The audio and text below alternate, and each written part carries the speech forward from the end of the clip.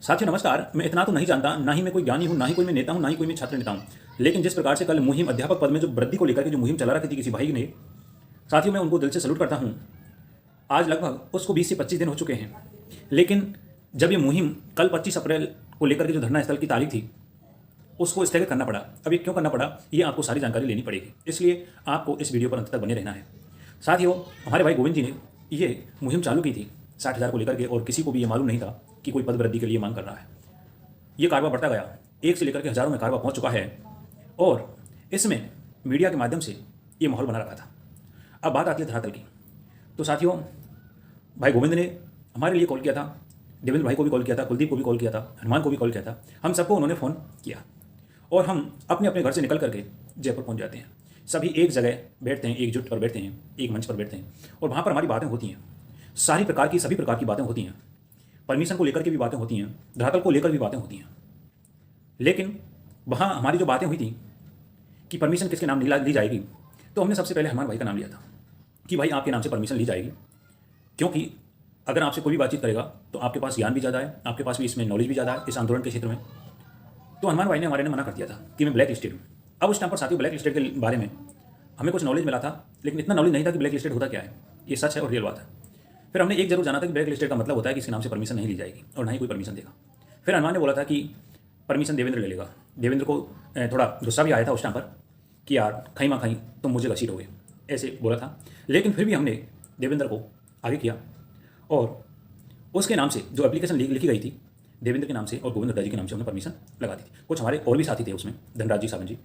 लेकिन जब हम पुलिस कमिश्नरेट जाते हैं, और उससे पहले एक और बीच में हमारे कुलदीप भाई जिनके रिलेशन में थे, वहीं जयपुर में हॉस्पिटल में किसी की बहुत ही ज़्यादा प्रॉब्लम हो गई थी, तो इसकी वजह से हमारे साथ जो कुलदीप भाई था वो वहाँ से अपने में से निकल चुका था।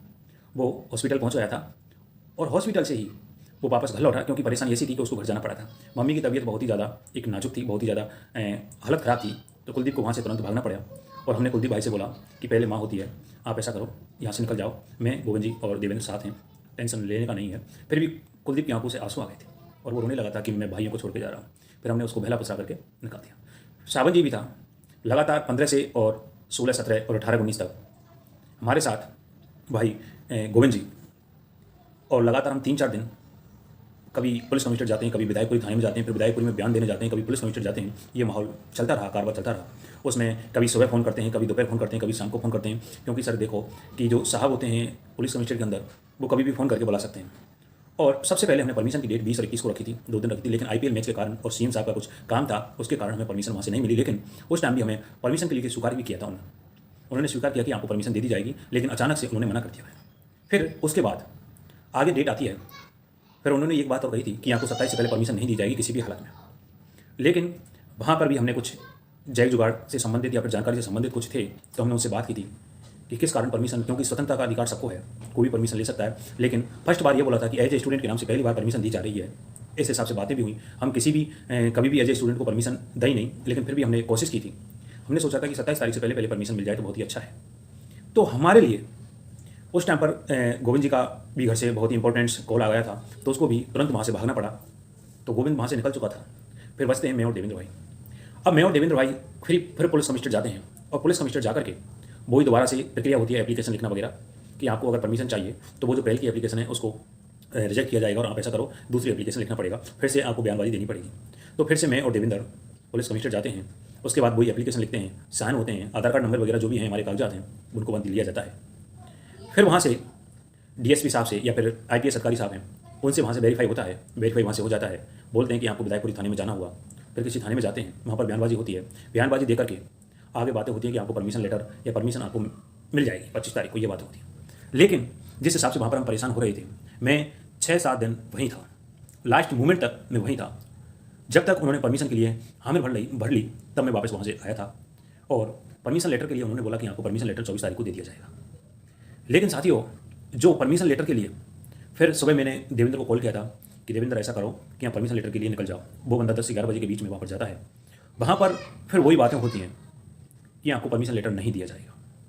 अब साथियों, यहाँ से माहौल बहुत गर्म होता है, यहाँ से बहुत माहौल विपरीत दिशा में जाने लगता है। देवेंद्र का फ़ोन आया, वॉइस रिकॉर्डिंग भी देवेंद्र की आई थी कि ये किस तरीक़ा से कर दिया गया है। फिर वहाँ से जवाब आता है कि आपको परमिशन नहीं दी जाएगी। अब उस बंदे के वहीं पसीना निकल चुके थे, वहीं हताश हो चुका था। अब प्रत्येक के मन में ख्याल उठने लगते हैं। अब वो सूचना कैसे भी करके हमने लगभग 1 से और 2 घंटे दबा के रखी थी, कहीं ना कहीं परमिशन मिल जाए, परमिशन मिल जाए। स्पष्ट मना कर दिया था। एडमिन पैनल में फिर मैसेज किया था कि परमिशन नहीं मिली है। फिर कुछ हमारे भाई या कुछ हमारी बहनें अलग अलग बातें निकलती हैं।